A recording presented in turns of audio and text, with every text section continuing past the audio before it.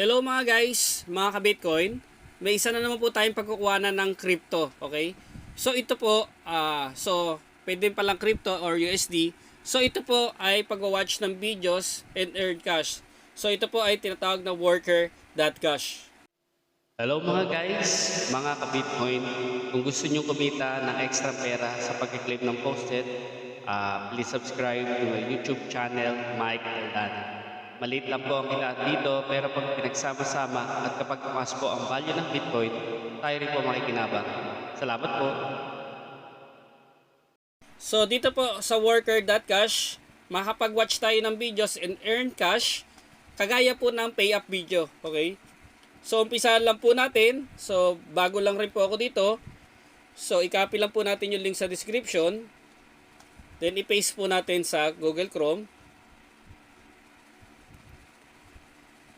Yan. So once na-paste na po natin, click po natin itong start earning. So itong nakabox na yellow.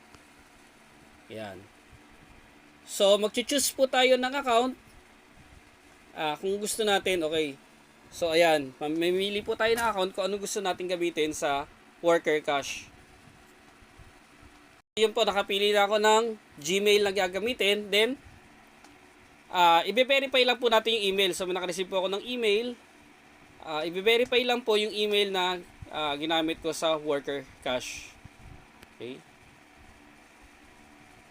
So once na-verify na po, pwede na po tayo bumalik sa worker cash. Okay.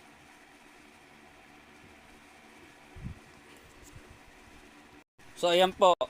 So get paid to watch videos from any device. So start earning na po tayo. Okay. So ayan po. Click lang po natin yung watch video.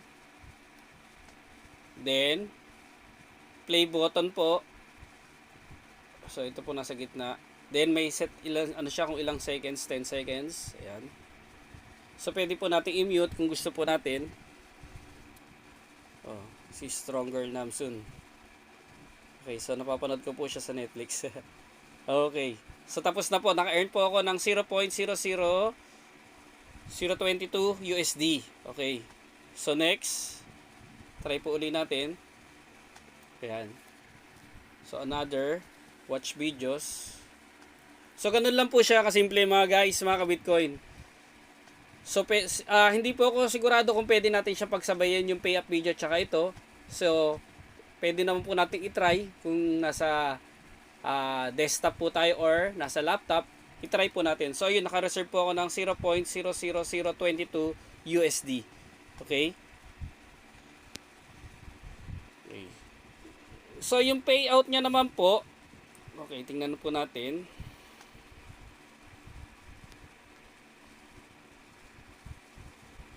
Ayan.